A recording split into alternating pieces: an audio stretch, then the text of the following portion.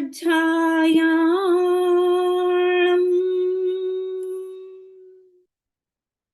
ळमो लोये सवसाहुणम् ऐसो पंचणमो यारो सब पावपणासिणो मंगलाणं च सविसिं परमं होई मंगलम। बोलिए पंच परमेष्टि भगवंतों की जय। हमने स्वाध्याय करना शुरू किया जैन धर्म जानिए पुस्तक के माध्यम से। हमने पहले सेशन में जैन धर्म को समझा, जैन धर्म का क्या अर्थ क्या है। तो उस जैन धर्म को जानना, ये जो हमने स्वाध्याय शुरू किया, तो वो क्यों, किस कारण से, उस चीज को थोड़ा सा 4 पंक्तियों में बताते हैं। हम क्या चाहते हैं, कैसा हमारा जीवन होना चाहिए। अरिहंतों को नमन, अरिहंतों को नमन, तत्वों का मनन, कषायों का शमन, मिथ्यात्व का वमन, इंद्रियों का दमन व स्वरूप का शरण ही जीवन का लक्ष्य होना चाहिए। अरिहंतों को नमन हम हमेशा करते ही रहते हैं। तत्वों का मनन, क्या जीव, क्या पुद्गल, क्या अजीव है, ये सब चीज जानना, कैसे कर्म आ रहे हैं जा रहे हैं, उनका चिंतन करना, अपने अंदर मन में उस चीज को, जैसे कहते हैं ना जुगाली, जाना और उसको फिर बात पहचान, जुगाली करती है गाय, उसी तरह से उसका मनन करना। फिर कषायों, हमको पता है कषाय अच्छी चीज नहीं है, क्रोध मान माया लोभ, इनको शमन, इनका शमन, उनको जलाना, उनका शमन करना। फिर मिथ्यात्व का वमन, मिथ्यात्व मतलब क्या, उल्टी मान्यता, उल्टी मान्यता मतलब क्या, जीव और अजीव, हमारी आत्मा और शरीर को एक रूप जानना कि दोनों एक ही हैं, जो ये मैं हूं, ये ही शरीर भी मैं हूं और आत्मा भी, या फिर उनको एक रूप मानना, या कुछ भी उसमें कि ये मेरा है, उसमें अपनत्व मानना, ये सब बातें मिथ्यात्व में आ जाती हैं। फिर इंद्रियों का दमन, दमन मतलब दबाना, जो हमारी इच्छाएं उत्पन्न होती हैं इंद्रियों के माध्यम से। सर्दी लग रही है तो गर्मी चाहिए, गर्मी लग रही है तो ठंडक चाहिए, चिकनापन चाहिए, मुलायम बिस्तर चाहिए, मुलायम कपड़े चाहिए पहनने के लिए, मीठा पानी चाहिए, आंखों को कलरफुल देखने के लिए कलरफुल कपड़े चाहिए। अभी कार में बैठे हैं तो अभी तो थोड़े कम उसकी है, बड़ी कार चाहिए।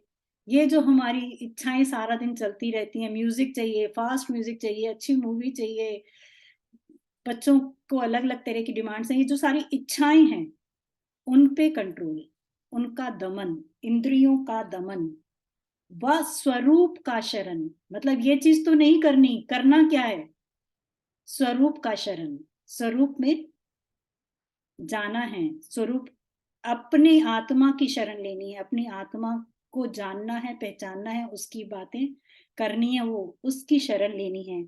यही जीवन का लक्ष्य होना चाहिए, यही जीवन का, ये कहता है जैन धर्म।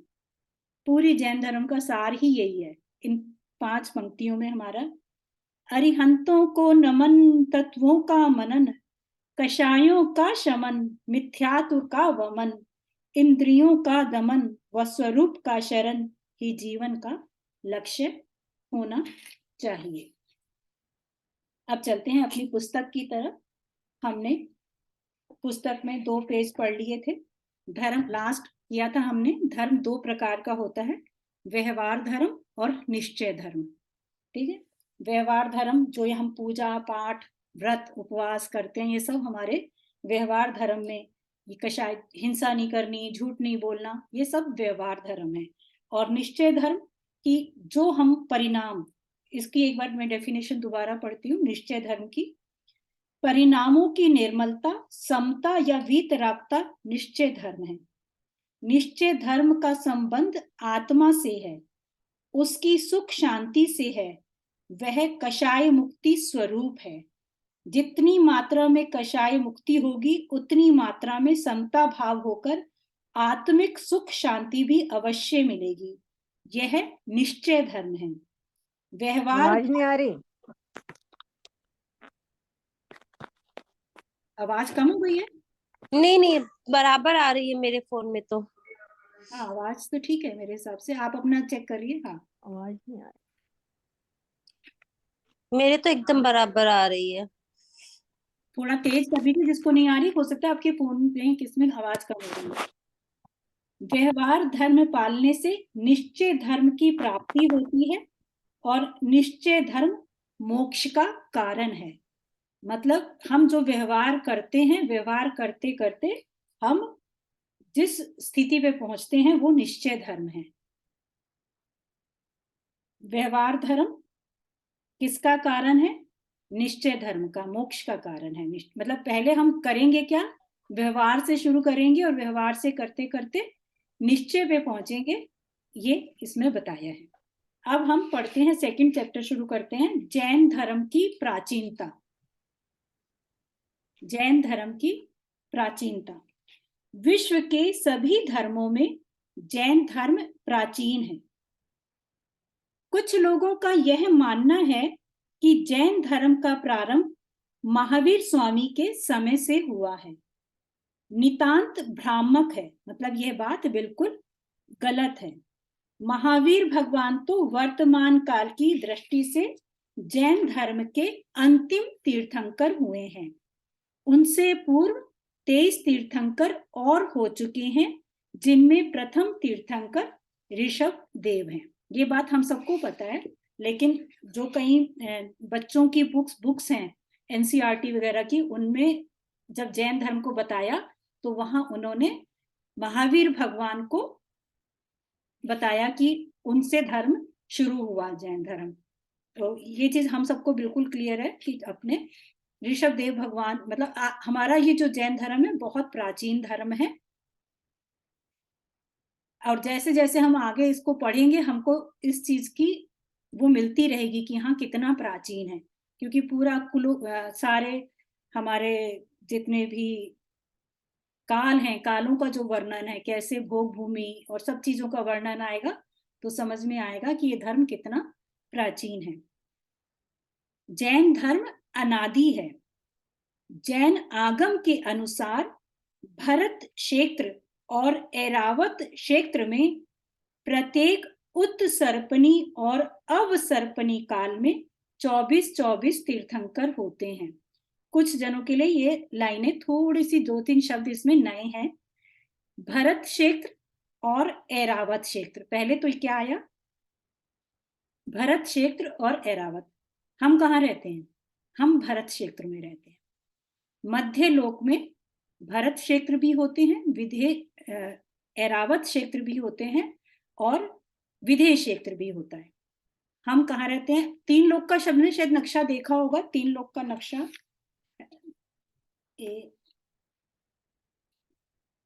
इसी पुस्तक में पीछे बना हुआ है, ये लास्ट पेज पे 3 लोक का नक्शा। इसमें जो बिल्कुल बीच में, ये देखिए रुचि, ये देखिए यहाँ पर ये जो है, ये है मध्य लोक। हम इस मध्य लोक में रहते हैं। ये नीचे नरक है, इसके ऊपर स्वर्ग है, और ये जो बीच में का हिस्सा है मध्य लोक, हम यहाँ रहते हैं। तो मध्य लोक में भरत क्षेत्र भी है, ऐरावत क्षेत्र भी है, विदेह क्षेत्र भी है, और एक एक नहीं है, 5-5 है। पंचमेरु सुने? 5 मेरु होते हैं। हम पंचमेरु की पूजन करते हैं 10 लाक्षणियों में, 28 में, पंचमेरु की, तो 5 मेरु होते हैं, मध्य लोक में 5 मेरु हैं। हम जो लोग रहते हैं, हम सुदर्शन मेरु, सबसे बीच में जो सबसे बड़ा मेरु होता है, अपने मंदिर में देखे होंगे सबने 5 मेरु बने हुए सामने मंदिर में रखे रहते हैं, 5 ऐसे जैसे कुतुब मीनार जैसे शेप के 5 रखे रहते हैं। तो जो सबसे सेंटर वाला होता है वो सबसे बड़ा, उसको सुदर्शन मेरु कहते हैं। और साथ में 4 मेरु और होते हैं, वो थोड़े छोटे साइज के होते हैं, उनको कहते हैं, उनके नाम है विजय, अचल, विद्युन्माली और मंदर। ये हम जब पंचमेरु की पूजन करते हैं उनमें सब में आता है। तो इन 5 मेरु से संबंधित भरत क्षेत्र भी होते हैं, ऐरावत क्षेत्र भी होते हैं और विदेह क्षेत्र भी होते हैं। ठीक है, तो यहाँ पर ये आया है जैन आगम के अनुसार भरत क्षेत्र और ऐरावत क्षेत्र में प्रत्येक उत्सर्पणी और अर्धसर्पणी काल में 24-24 तीर्थंकर होते हैं। अब ये उत्सर्पणी और अवसर्पणी, ये 2 नाम और नए आए हैं। ये काल होते हैं 2 तरह के, उत्सर्पणी और अवसर्पणी। आगे ये काल का हम चैप्टर पढ़ेंगे, कैसे काल आते हैं। 6 तरह के, 6 उत्सर्पणी होते हैं, 6 अवसर्पणी होते हैं। तो कौन सा अभी काल चल रहा है, ये सारा डिटेल अभी हमारा थोड़ी बाद में आएगा। यहाँ इतना हम अभी समझ लेते हैं, हर काल में 24-24 तीर्थंकर होते हैं, 6 उत्सर्पणी काल होते हैं और 6 अवसर्पणी काल होते हैं, मतलब उसके 6 पार्ट्स होते हैं, 6 काल आते हैं, उत्सर्पणी के भी अवसर्पणी के। तो पूरा एक काल में एक तीर्थंकर, 24 तीर्थंकर जन्म लेते हैं पूरे एक साइकिल में, एक उत्सर्पणी में और एक अवसर्पणी में 24-24 तीर्थंकर होते हैं। अभी तक अनंत उत्सर्पणी और अर्धसर्पणी काल हो चुके हैं। इस प्रकार अभी तक इन कालों में 24-24 तीर्थंकर अनंत काल से होते आ रहे हैं। इस प्रकार जैन धर्म भी अनादि काल से चला आ रहा है और अनादि काल तक चलता रहेगा। ऐसा नहीं है कि अभी हैं 24 तीर्थंकर, हमेशा से, बहुत पुराने से चलते आ रहे हैं।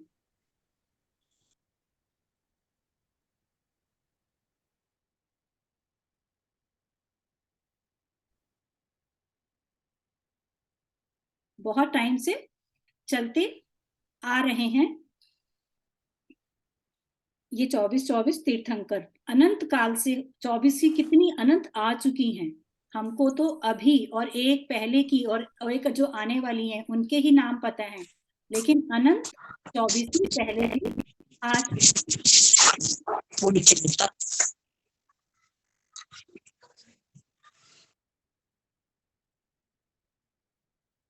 इस प्रकार जैन धर्म भी अनादि काल से चला आ रहा है और अनंत काल तक चलता रहेगा। अब आगे ढाई द्वीप शब्द आया है। ढाई द्वीप, मध्य लोक में बहुत सारे द्वीप हैं और सबसे पहला द्वीप, बीचों बीच द्वीप है जम्बू द्वीप। उस जम्बू द्वीप में ही है सुदर्शन मेरु, उसी में हम रहते हैं। हम जम्बू द्वीप के सुदर्शन मेरु के भरत क्षेत्र में रहते हैं। तो ढाई द्वीप मतलब कि ढाई मतलब 2 और आधा, ऐसे ढाई द्वीपों में 5 भरत, 5 ऐरावत व 160 विदेह क्षेत्रों में तीर्थंकर होते रहते हैं। ढाई द्वीप में 5 मेरु आ जाते हैं। 5 मेरुओं से रिलेटेड 5 भरत क्षेत्र हैं, 5 ऐरावत क्षेत्र हैं और एक मेरु से रिलेटेड 32 विदेह क्षेत्र होते हैं। तो 32 गुना 5 160। तो ऐसे 5 भरत, 5 ऐरावत और 160 विदेह क्षेत्रों में तीर्थंकर होते रहते हैं और उनकी परंपरा चली आ। हाँ जी संगीता, ये जैन धर्म जानिए इसी में है ना, पेज नंबर कौन सा है? पेज नंबर 4 है, पेज नंबर 4।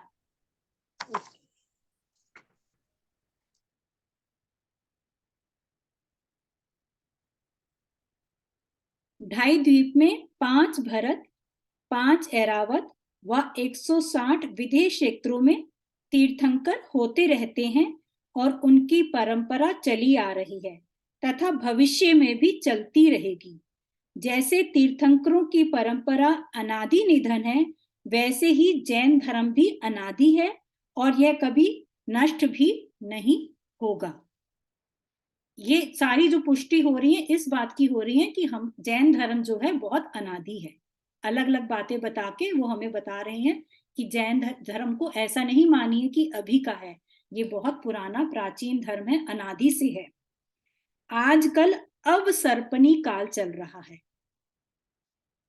इस अवसर्पणी काल के प्रारंभ में भोग भूमि थी और भोजन, वस्त्र, आभूषण आदि आवश्यकताओं की पूर्ति बिना श्रम, बिना कार्य किए 10 प्रकार के कल्प वृक्षों से हो जाती थी।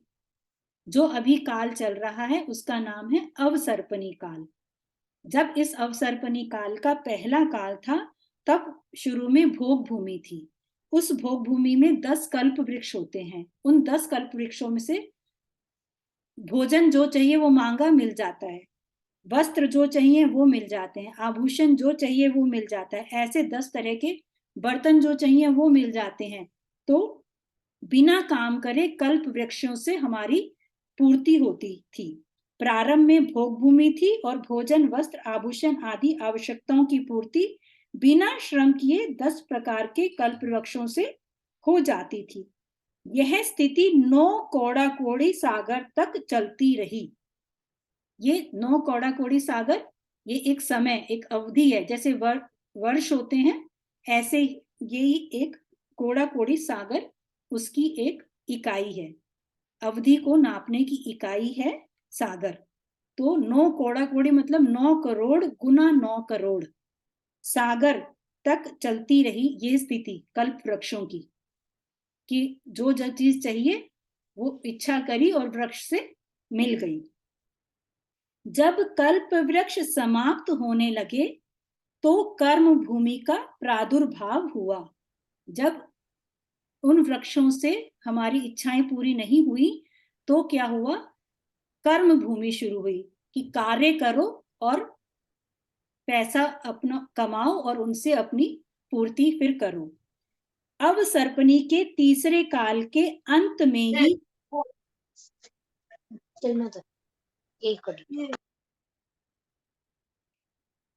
अब सर्पणी काल के तीसरे काल के अंत में ही कुलकर मनु होने लगे जो लोगों को जीवन निर्वाह हेतु तरह तरह की शिक्षाएं देते थे।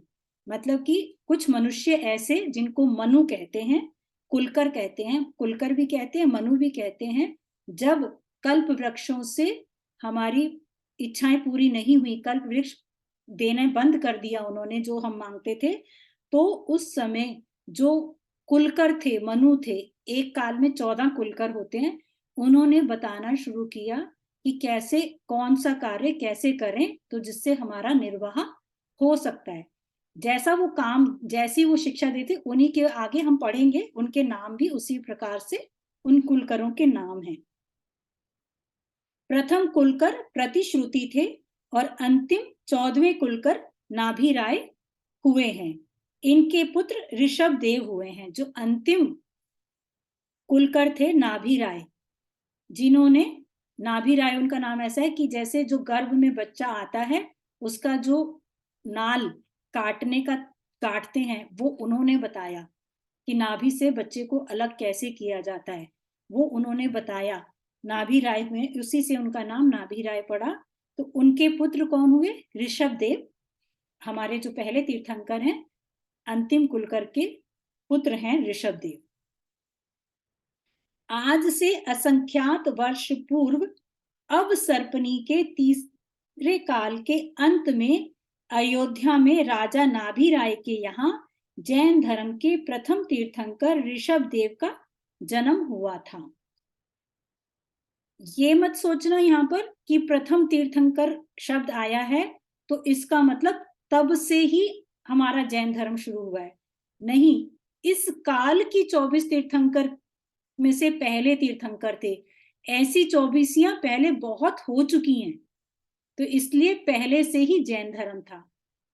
यहाँ पर हम इस चीज को बिल्कुल क्लियर करना है कि ये जो जैन धर्म है पहले आदिनाथ से भी नहीं है, उससे भी बहुत प्राचीन है, क्योंकि ऐसी 24 बहुत हो चुकी हैं। तो सरिता जी वो बताते थे तुम्हारे जिया जी की, वो जब मोहनजोदड़ो की खुदाई हुई थी तब भी कुछ ऐसे सिक्के मिले थे जिससे जैन धर्म के, ये लगता है कि जैन धर्म था। एक ही चीज थोड़ा ना, बहुत सारी चीजें हैं। जब हमको भूत ये जो सिक्के मिले वो तो बात छोड़ो, उसके अलावा जब प्राचीन 24 तीर्थंकरों के, जो भूतकाल के 24 तीर्थंकर हो चुके हैं, उनके नाम है हमारे पास, उनकी जीवनियां हैं, तो फिर इसका मतलब जैन धर्म था ही ना, तभी तो तीर्थंकरों के नाम हैं। हम भूतकालीन 24 तीर्थंकरों के नाम जानते हैं, वर्तमान काल के भी 24 तीर्थंकरों के नाम जानते हैं, भविष्य में होने वाले 24 तीर्थंकरों के भी नाम जानते हैं, और ऐसे ही 24 तीर्थंकर बहुत बार हो चुके हैं। तो इसमें तो ऐसा कहना ही बेकार, मतलब इतना सोचना ही नहीं है कि था या नहीं था। जब भूतकालीन 24 तीर्थंकरों के नाम पता है तो ऐसा काल पहले भी हो चुका है। तो और उससे पहले भी जब हमारे गुरुओं ने हमें बताया है कि ऐसा अनंत काल से चला आ रहा है, तो हमको तो बिल्कुल ये मानना ही है कि अनंत काल से अनादि से जैन धर्म है। आज से असंख्यात वर्ष पूर्व अवसर्पणीय के तृतीय काल के अंत में अयोध्या में राजा नाभि राय के यहाँ जैन धर्म के प्रथम तीर्थंकर ऋषभ देव का जन्म हुआ था। वर्तमान हुंडा अवसर्पणी काल के ये जैन धर्म के प्रथम उपदेशक थे। यहाँ पर अब एक नया नाम और आया, हुंडा अवसर्पणी काल। अनेक काल बीतने के बाद एक ऐसा काल आता है जिसको हुंडा अवसर्पणी कहते हैं, और इस हुंडा अवसर्पणी में बहुत सारी बातें ऐसी होती हैं जो सामान्य तौर पर नहीं होती। इस हुंडा अवसर्पणी काल की जो बातें हैं वो हम वैसे आगे पढ़ेंगे, एक दो मैं बता देती हूँ। जैसे ऋषभ देव भगवान तीसरे काल में ही इनका जन्म हो गया और तीसरे काल में ही मोक्ष चले गए, जबकि चौथे काल में तीर्थंकरों का जन्म होता है और चौथे काल में ही तीर्थंकर मोक्ष जाते हैं। लेकिन हुंडा अवसर्पणी काल की वजह से, उस दोष के कारण आदिनाथ भगवान का जन्म तृतीय काल में ही हो गया और तृतीय काल में ही वो मोक्ष चले गए।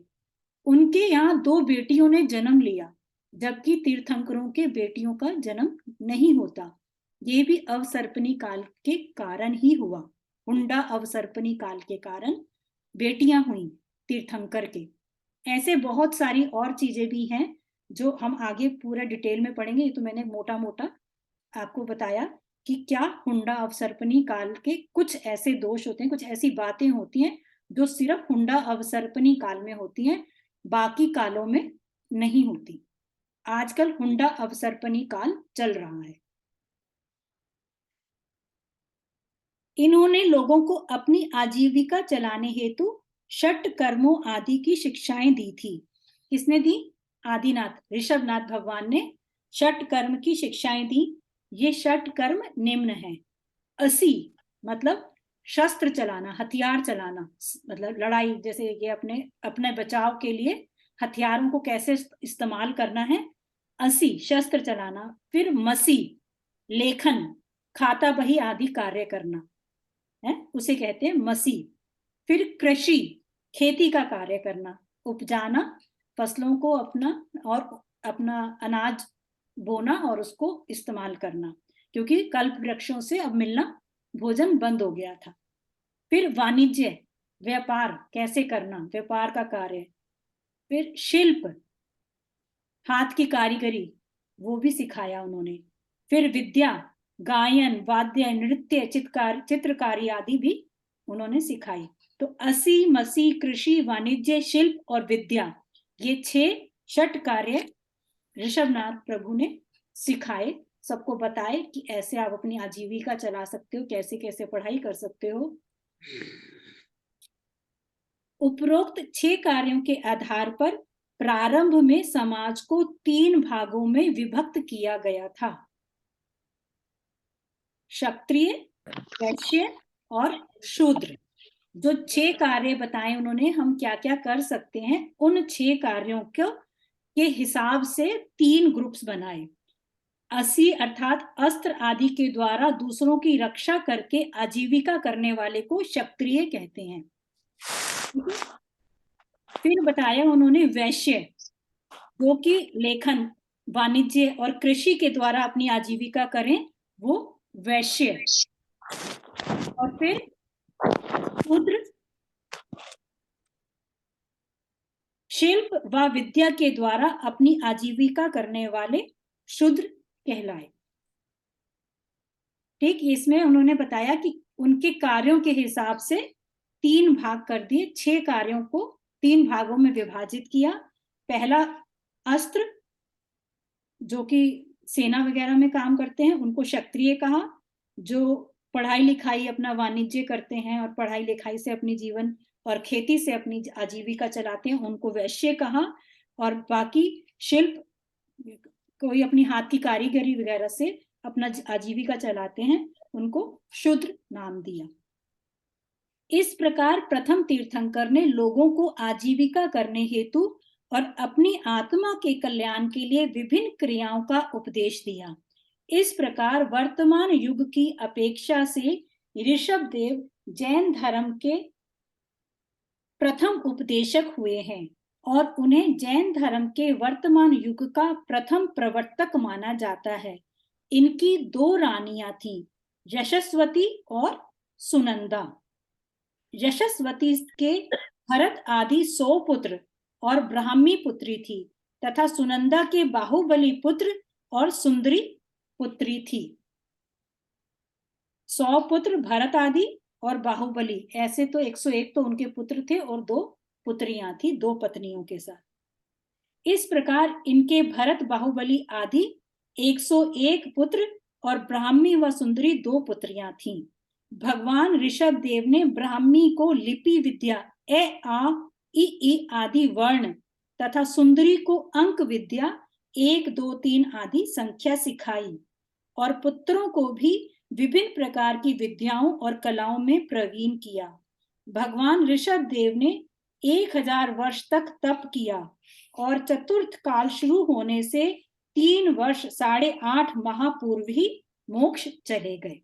देखा, चतुर्थ काल आया भी नहीं था, उसके 3 वर्ष और 8.5 महीने बचे हुए थे चतुर्थ काल आने के, उससे पहले ही वो मोक्ष चले गए। ये हुंडा अवसर्पणी काल की वजह से ऐसा हुआ, नहीं तो सभी तीर्थंकरों का जन्म चौथे काल में ही होता है। भगवान ऋषभ देव के पुत्र भरत इस युग के प्रथम चक्रवर्ती सम्राट हुए हैं। इनके ही नाम पर इस देश का नाम भारतवर्ष पड़ा है। कालांतर में उन्होंने ब्राह्मण वर्ण का प्रारंभ किया। ब्राह्मण वर्ण किसने शुरू किया?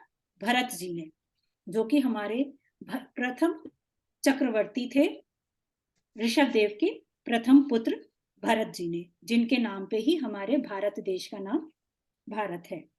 भगवान ऋषभ देव के पश्चात अभी तक असंख्यात वर्ष व्यतीत हो चुके हैं और इस अवधि में जैन धर्म के 23 तीर्थंकर और हो चुके हैं। इन्होंने अपने अपने समय में उसी जैन धर्म की प्रभावना की। 20वें तीर्थंकर मुनि सुव्रत नाथ के समय मर्यादा पुरुषोत्तम राम हुए और 22वें तीर्थंकर नेमिनाथ के समय में कृष्ण हुए। कृष्ण जी तीर्थंकर नेमिनाथ जी के चचेरे भाई थे। नेमिनाथ भगवान के 84,650 वर्ष पश्चात भगवान पार्श्वनाथ का जन्म हुआ। उनके 278 वर्ष पश्चात महावीर भगवान का जन्म हुआ। कितनी डिटेल बिल्कुल एक एक लिखी हुई है बिल्कुल, और कितनी आसान भाषा में। इसमें हमें पता चल गया पुरुषोत्तम राम मतलब कि रामायण का समय कौन सा था। कौन सा था रामायण का समय? मुनि सुव्रत नाथ भगवान के काल का था। इसमें आया ना, 20वें तीर्थंकर मुनि सुव्रत नाथ के समय मर्यादा पुरुषोत्तम राम हुए, तो तब रामायण हुई मतलब। और 22वें तीर्थंकर नेमिनाथ के समय में कृष्ण हुए, तो उस समय महाभारत हुई, तभी नेमिनाथ भगवान का। तो दोनों का काल हमें समझ में आ गया इससे। और कृष्ण जी तीर्थंकर नेमिनाथ जी के चचेरे भाई थे। अभी तक में किसी को कुछ अगर पूछना है, कोई डाउट है तो अभी पूछते, नहीं तो फिर हम आगे चलते हैं। अभी और पढ़ेंगे थोड़ा, अभी तो है समय। चलिए फिर आगे चलते हैं। महावीर भगवान। महावीर भगवान का जन्म सन 599 ईसा पूर्व में हुआ था। मतलब ईसा क्राइस्ट जो है उनसे पहले 599 वर्ष पहले महावीर भगवान का जन्म हुआ था और मोक्ष सन 527 ईसा पूर्व में हुआ। उनके मोक्ष जाने के समय चतुर्थ काल की समाप्ति में 3 वर्ष व 8.5 माह का समय शेष था। जितना समय पहले आदिनाथ प्रभु तीसरे काल में चले गए और उतना ही इस काल का जब समय बचा था तब महावीर भगवान मोक्ष गए। इनके पश्चात जैन धर्म का अन्य कोई तीर्थंकर नहीं हुआ है, अर्थात ये जैन धर्म के इस काल के अंतिम तीर्थंकर हैं और आजकल इनका ही शासन काल चल रहा है। हम महावीर भगवान के शासन काल में हैं। ठीक, भगवान महावीर के पश्चात की स्थिति यहाँ पर इन सब बातों से समझ में आ रहा है ना, क्राइस्ट से मतलब कि महावीर भगवान क्राइस्ट से 599 वर्ष पहले थे और 527 वर्ष पहले उन्होंने मोक्ष प्राप्त कर लिया था। नहीं, 1 मिनट भाभी जी, 599 में तो इनका जन्म हुआ बता रहे हैं। हाँ, 99 साल पहले और फिर हाँ, तेरे 527 वर्ष पूर्व में इनका मोक्ष हो गया। हाँ, तो देखो ना, उसकी ईसा से पहले की बात कर रहे हैं। ईसा से 100 साल पहले या ईसा से 30 साल पहले? ईसा से 100 साल पहले तो पहले मतलब जन्म हो गया 100 साल पहले। मैं एक एग्जाम्पल लेके कर रही हूँ समझाने के लिए। ईसा से 1 मिनट आंटी इसमें ना देखो 599 वो पता है वो आंटी पूछ रही है 599 मतलब 599 ईसा मुझे पूर्व पता है वो क्या पूछ रही है। 527। हाँ, हाँ, तभी यही तो बता रही हूँ। अगर किसी का जन्म आज से 100 साल पहले हुआ और उसकी मृत्यु आज से 30 साल पहले 100 हुई, साल बाद 100 साल पहले जन्म हुआ और 30 साल पहले, ये कह रहे हैं ना, आज से जब ईसा पैदा हुए थे उनसे 599 वर्ष पहले महावीर भगवान का जन्म हुआ और जब वो उसके 527 साल रह गए थे तब उनको मोक्ष हुआ। ठीक है ना, इसको कंफ्यूज वैसे नहीं करो, ये साल नहीं बता रहे, ईसा पूर्व लिखा है आगे, बिफोर क्राइस्ट। हाँ, ठीक है ना। हाँ, दोनों ठीक है रेणु, समझ में आ गई?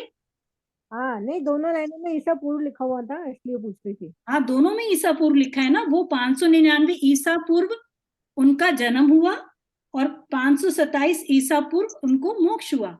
70 साल की उम्र थी उनकी, जिस समय 72 साल की उम्र थी ना, वही 72 साल का गैप है ना दोनों में।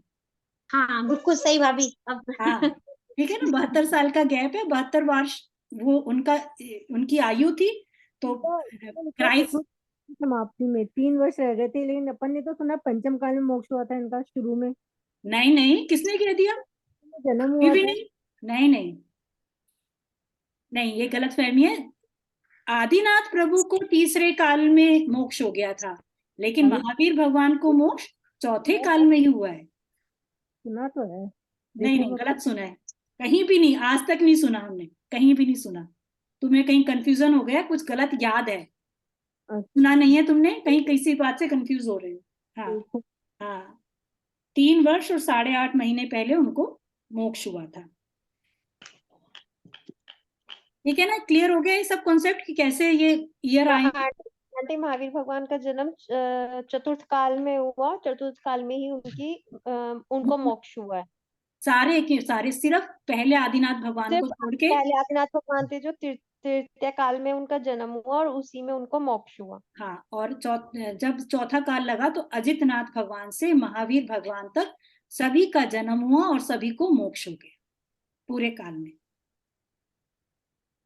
और आजकल इनका ही, महावीर भगवान का ही शासन चल रहा है। इतना ही पढ़े या थोड़ा सा और पढ़े? इसमें से डिस्कस कर लो थोड़ा सा। हाँ, अगर वही मैं भी इसीलिए रुक रही हूँ कि किसी को हम आगे चलते रहेंगे, वो तो पढ़ना है, रीडिंग करनी हो तो। हाँ पारुल बोलो। भाभी बस ये चीज पूछनी है, जैसे हम जब भी किसी बुक में पढ़ते हैं कुछ है तो उसमें आदिनाथ भगवान और महावीर भगवान का तो हमेशा होता है जिक्र, और बाकी ये जो और और भगवानों का भगवान। नहीं होता। इसका हाँ कारण क्या है, हाँ यही जानना चाह रही हूँ ना, उसका कारण क्या हाँ है।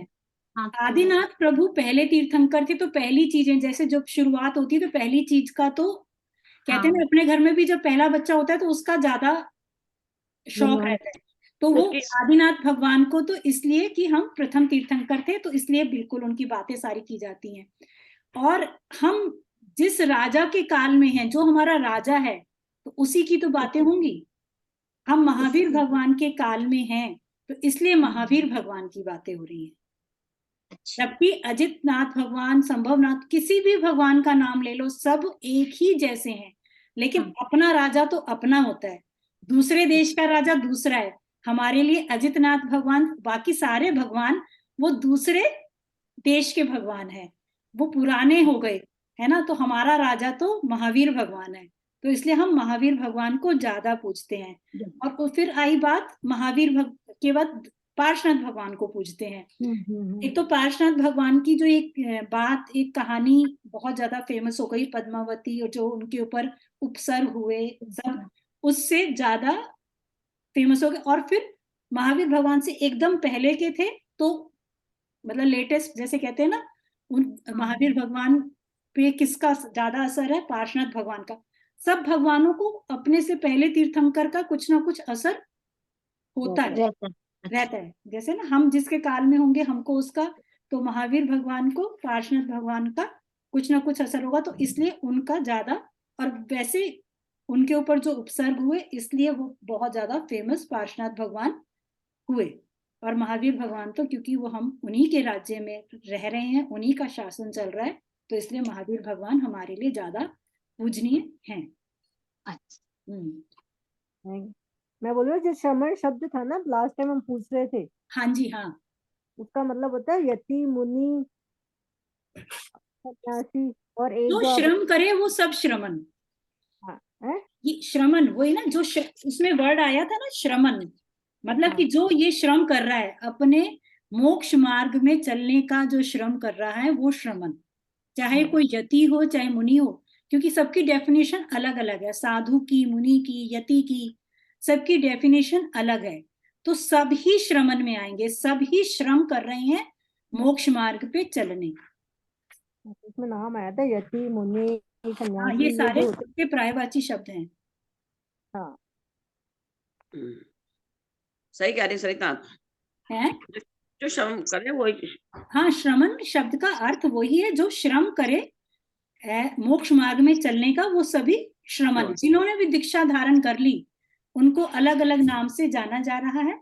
वो चाहे यति हो, चाहे कोई भी हो। हाँ, वो क्योंकि हम बहुत अलग अलग नामों से मुनियों को जानते हैं, पुंगव, अलग अलग बहुत सारे, आगे हम इसमें भी पढ़ेंगे कौन से, किसको यति कहते हैं, डेफिनेशन है सबकी अलग अलग, साधु की अलग, मुनि की अलग, यति की अलग, कि किस वजह से उनको यति कहा जा सकता है, किसी वजह से उनको मुनि कहा जा सकता है। ये सब इस बुक में है, पूरी डेफिनेशंस, कि किस नाम से पुकारते हैं, तो उनमें क्या विशेष गुण होता है कि उनको उस नाम से जाना जाता है।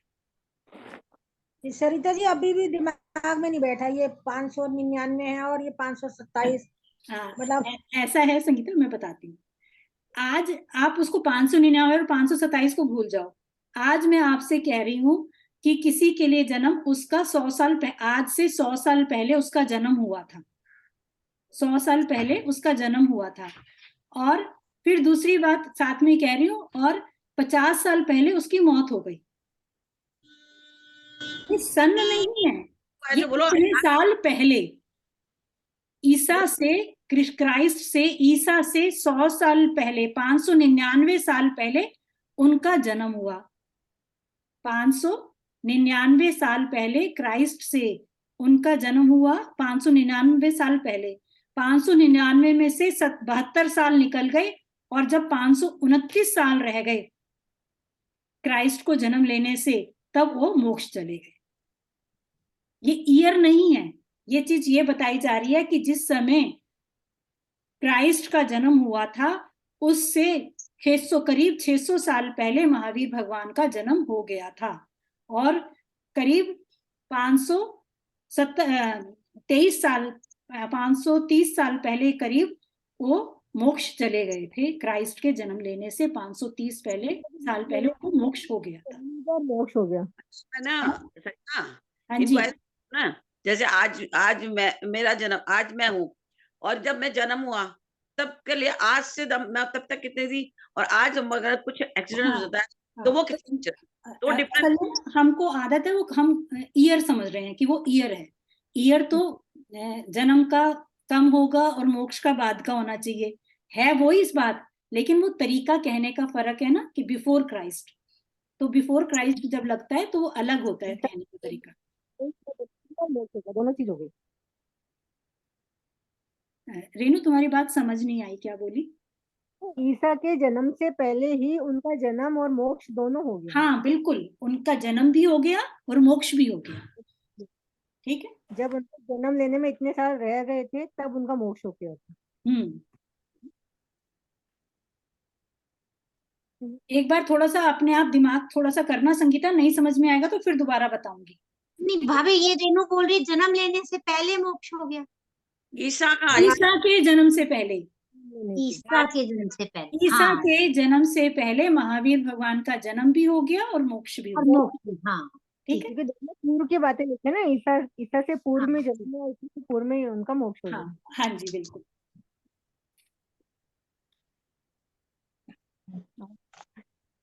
आज हमने जो जो बातें, एक तो भरत क्षेत्र समझा, एक एरावत क्षेत्र, नए नए नाम जो विदेश क्षेत्र ये नाम आए, ये हमने समझा, ये सब मध्य लोक में हैं। 5 भरत हैं, 5 एरावत हैं और 160 विदेश क्षेत्र हैं। इनका वर्णन सब बिल्कुल खोल के, एक एक चीज ऐसी इतनी सुंदर तरीके से बताई हुई है पुस्तक में कि हम कभी भूल नहीं सकते। इतने आसान तरीके से जैसे अभी तक पढ़ा है, बिल्कुल इतने आसान तरीके से एक एक चीज समझ में आएगी कि 5 भरत क्षेत्र कैसे हैं, 5 एरावत क्षेत्र कैसे हैं, ये 5 मेरु कहाँ कहाँ पर हैं, कहाँ मध्य क्षेत्र है, हम कहाँ रह रहे हैं, उसका वर्णन, सारे द्वीपों का वर्णन इतने सुंदर तरीके से इस पुस्तक में किया हुआ है। क्योंकि हम अपने हीलिंग सेशन में रोज पढ़ रहे हैं, हम उसको पूरा पढ़ चुके हैं, करना नहीं होगा, तो इतना सुंदर तरीके से समझा है हमने, बिल्कुल कभी हम भूल नहीं सकते वो चीजें। हम तो भरत क्षेत्र है, हम तो भरत क्षेत्र में रहते हैं ना। हाँ, हम कहाँ रहते हैं अगर कोई पूछे तो हम मध्य लोक के जम्बू द्वीप में, भरत भरत क्षेत्र में, आर्यखंड में रहते हैं। साथ में आर्यखंड भी, भरत क्षेत्र में फिर आगे वो है आर्यखंड और मलेच खंड करके अलग अलग खंड हैं, तो हम उसके आर्यखंड में रहते हैं। ठीक है ना, आर्यखंड में धर्म होता है, मलेच खंड में धर्म नहीं होता, हम आर्यखंड में रहते हैं। तो क्या क्या जाना हमने, हम कहाँ रहते हैं, हम 3 लोक में, 3 लोक के मध्य लोक में, फिर जम्बू द्वीप, फिर जम्बू द्वीप के बाद भरत क्षेत्र, और भरत क्षेत्र के बाद आर्यखंड में हम रहते हैं। ठीक है ना, अब इन सब चीजों को समझना है हमने मध्य लोक को भी समझना है, हमने जम्बू द्वीप को भी समझना है, हमने भरत क्षेत्र को भी समझना है, और हमने आर्यखंड को भी समझना है। इन सब चीजों को समझेंगे, बिल्कुल अपनी स्थिति क्लियर करेंगे, हम कहाँ रह रहे हैं। और जितना भी जहां जहां भी हम जाते हैं, ये सब भरत क्षेत्र है, मतलब इंग्लैंड, अमेरिका, जहां तक भी 7 समुंदर पार जो भी सब चीजें, वो सब भरत क्षेत्र है, वो भारत नहीं है। भारत में जो हम रहते हैं वो अलग है, भरत क्षेत्र अलग है। ठीक है ना, तो भरत क्षेत्र जो है वो पूरा, जहां भी हम जाते हैं वो सारा भरत क्षेत्र है, सब जहां जहां तक हम जा सकते हैं वो सब भरत क्षेत्र में आती है पृथ्वी पूरी। ठीक, 5 भरत क्षेत्र, 5 के नाम आएंगे फिर। हाँ, सब नहीं, 5 भरत नाम तो उनके सबके भरत क्षेत्र ही है, लेकिन वो अलग अलग मेरु से संबंधित है, मेरु से संबंधित 5 अलग मेरुओं अलग के 5 मेरुओं का एक एक भरत क्षेत्र। हाँ जी, ठीक, जब आएगा जाना सरिता था भाई, है, जब हाँ, आएगा जब भी समझेंगे, हाँ तभी अच्छा भी लगता है। नहीं, ये तो मैं अभी पूछा। दिन से हट के बस मत करो। हाँ, चलिए जिनवानी स्तुति करें। हाँ, बोले जिनवानी माता की जय। अक्षर पद मात्रा से दूषित जो वचन अगर ममहीन रहे, और प्रमाद कषाय के वश में सम्यक अर्थ विलीन किए। जिन वाणी माता मेरी उन सब त्रुटियों को क्षमा करें, ते आशीष शीघ्र हम सबको केवल लब्धि रमा मिले। प्राप्त हमें हो बोधि समाधि, परिणामों की शुद्धि हो। निज आत्म उपलब्ध हमें हो, शाश्वत सुख की सिद्धि हो। चिंतित वस्तु दात्री माता, चिंतामणि उपमा भांति। करूं वंदना पूर्ण विनय से, चरण रखूं मैं यह पाती। कर जिन वाणी स्तुति तन की ममता टार, महामंत्र का जाप अब सभी जपे नव बार। नमोकार मंत्र पढ़ेंगे।